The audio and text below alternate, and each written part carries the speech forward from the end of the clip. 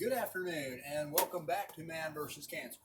It's been approximately 2 years since we've uploaded a video. The reason why I do these videos is to encourage you, the cancer patient, to continue moving forward, to continue with your treatment, to continue exercising and trying to make your life better and enjoying life. That even though you're a cancer patient, your family's supportive, your friends are supportive, your doctors are supportive, life still happens. And that's what's happened over the last 2 years. Life happened and happened and happened some more. So I'll give you a quick recap of what's kept us from making the videos, and then we'll a couple of shout outs and go from there. I was first diagnosed with cancer March of 2017. It was a very aggressive cancer and I had no choice. It was surgery or surgery. Excellent team of doctors that worked with me, and we thought we had it. We had to go into radiation and hormone therapy the following fall because we didn't get it all.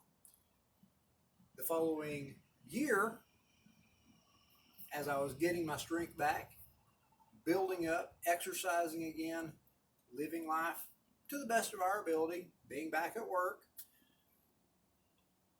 another thing happened. The thing was, the hormone treatment causes side effects such as intense bone ache. And really the only thing you can do with that is to take over-the-counter painkillers. And those of you in the Army know that whatever you have going on, you have a sucking chest wound, you got an amputation, you got a headache, they're going to give you ibuprofen. So I was taking ibuprofen for my body pain. Got up one morning on a Saturday getting ready to go to work and took some ibuprofen and immediately began to purge everything in my system. As we had been around our daughter, we thought, who had the flu, we thought that was the case. So I called into work. My wife got up, took me to the clinic. On the way to the clinic, I continued to purge on the side of the road in front of one of her best friend's house. Anyway, thinking that we both would have the flu, my wife dropped me off at the clinic, went on to Walmart to get all the necessary flu meds, Gatorade, ibuprofen, all that fun stuff. And her friend called and asked if everything was okay and if she needed her. My wife's like, no, it's fine, it's all good. Meanwhile, they used every thermometer in the clinic to try to get my temperature and failed. So they started getting a little freaky. Said, okay, we'll test you for the flu. PA came in the room and I'm laying there and he goes, well, the good news is, Mr. Watts, you don't have the flu. Bad news is you don't have the flu. You're going to the ER. And I'm like, great. So they called the ambulance because my wife was already gone. And I called her and let her know I was going to the hospital. And the ambulance arrived. Paramedics came in, put me on the gurney, took me out the ambulance, and made the first 2 attempts to put IVs in me. First 2 attempts. They were getting edgy, and I have friends who are EMTs, and I know that's not normal, so they were like, well, let's just get him to the emergency room and let them deal with the IV. So they did. Once I'm there 3 attempts later, they get the IV in me. I don't remember it. I've been told this. When I woke up once, my wife was standing at the foot of the bed with her best friend, and I'm like, hi, how you doing? Then I was out again. Next time I opened my eyes, there was a doctor sitting next to my bed. Those of you who've had anything to do with your family or yourself being in the hospital, it is very unusual for a doctor to be sitting next to your bed. So that was kind of like, hi, doc. And again, I was out. Next time I opened up, our priest was at the foot of the bed. Oh crap, this is serious. So I'm like, okay, something has gone on here. And when they finally were able to discharge me, I was told that what had happened, my blood pressure has skyrocketed so high that I was within an hour of a major, completely debilitating or fatal stroke. They had put everything in the IV they could to get my blood pressure down, and it was not coming down. And my wife was finally able to get me to take something orally that finally did start bringing my blood pressure down. Now, the reason for this is life happens. Even though you are a cancer patient, other things are going to happen. So it took a couple of months for my medical team, primary care doctor, to get the right dosage and right medicine to control my blood pressure. So here we go. We're on that horse again. And we're trying to get built back up, and we're trying to have a lot. And we're taking the grandkids camping, and we're going to the lake with the canoe, and we're riding bicycles. And we decide, okay, let's take the camper up to State Park for Labor Day. We do that. We're up at State Labor Day weekend. We're camping. We're getting ready to go hiking. And my neighbor, love my neighbor, wonderful man. When we first moved into the property many years ago, Robert said, "I am the perfect neighbor. If you need me, I'm here. If not, I'll leave you alone." And for the most part, that's our relationship. We get along really well, and we talk occasionally, we call occasionally, but it's unusual. We talk in person more than we do on the phone. So about 7:30 in the morning on a Saturday on Labor Day weekend, Robert calls me, and that's unusual. So I answer the phone. He goes, "Alan, I hate to tell you this, your house is on fire." Life happened again. So we raced back home, and the fire department says everybody's still here. Everybody's still. Of course, my blood pressure skyrockets. They grabbed me, but we grabbed the paramedic, and I said, "No, I've got meds in the car. I'll be okay. Just let me process this." So we went through all of that, and Farm Bureau is our insurance company. They were absolutely fantastic. They were very helpful right from day one.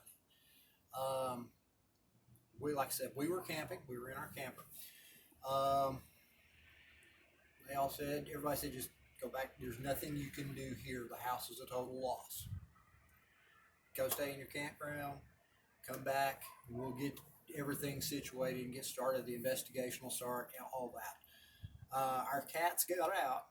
We were happy to say the firefighter said, "Yeah, we saw a cat running that way and a cat running that way." I said, "Okay, well that's good," because they're our grandcats. They're very comforting to us to have around, and they are part of the family, and we were thrilled they made it.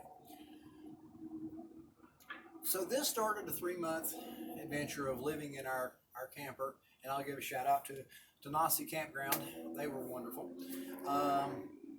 As soon as I called them, they said, "Yeah, you park your camper here for as long as you need until you get situated, and life is good." And they made room for us, and they were wonderful.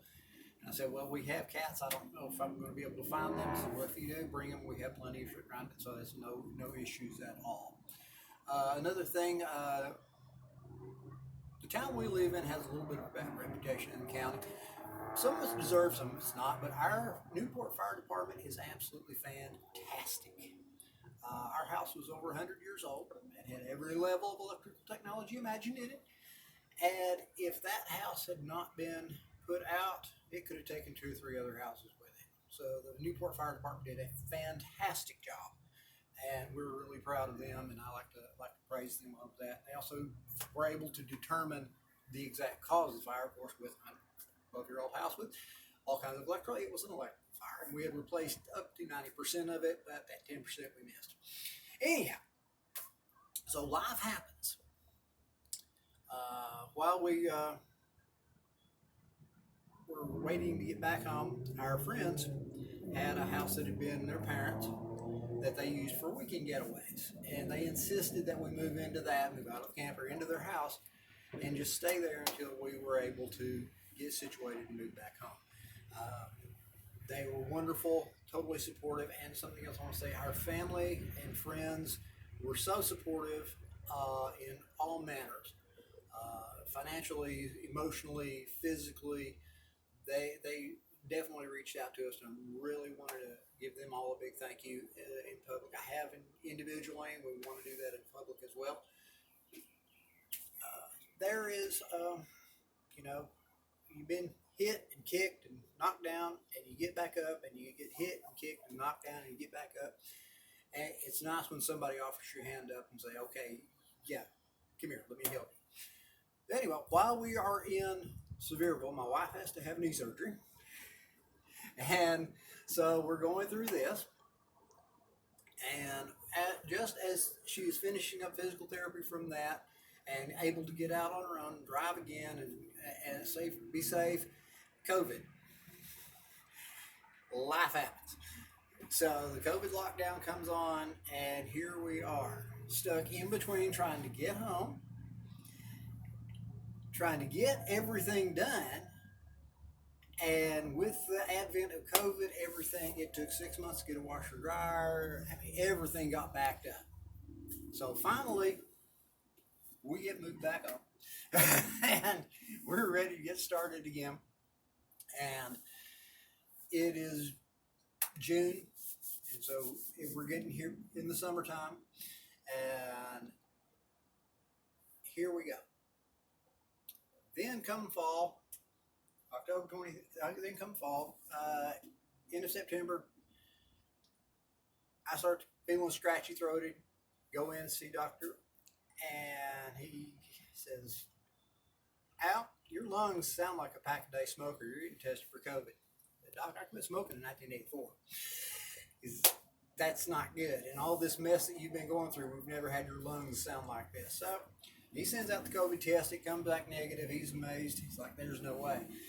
But he puts me on a inhaler, and I'm very grateful that he did, because at the end of October, here we go. Come home from work, sick as a dog. Both of us go in. COVID A, or flu A and COVID. Well, definitely test positive for flu A. The following Monday, the state health department calls me and says, yep, you're positive for COVID. So, me, my wife, my daughter, my son-in-law, all four of us. 3 weeks of work, 3 weeks out of work later, we're back at it. So here we are, new year, just turned 60, and still alive and kicking, and ready to start with the Man vs. Cancer one more time. We are going to walk over to the dance barn where we do our exercise and dance, and we're going to show you what you'll be seeing in the future. And we're also going to do another shout out. Something I want all of us to remember is that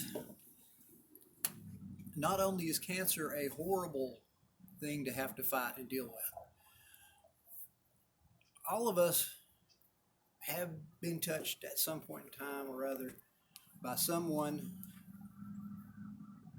who is, that we know, that is in the family, that is an acquaintance, that is a friend that we served with, that has committed suicide. And there are several, specifically military, and that's what I focus on that one, is specifically Stop Soldier Suicide and 22 a Day movement.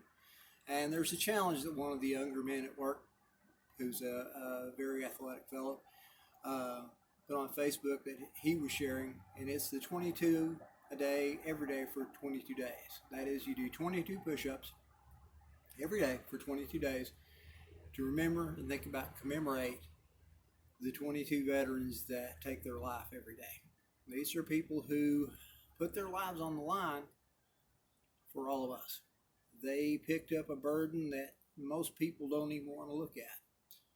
They've seen and done things that they don't want any of their loved ones to ever see, much less do. And most of them carry home and transition. Some of them cannot. And it gets to them. And there are people in your lives that you don't know where they've been through. You don't know what they're going through. So reach out, When the demons come, brother, call me and we'll fight them together. That's one of the sayings of these groups. So be available, listen, be observant. But let's go take a look at this dance ball. You'll see what we're up to.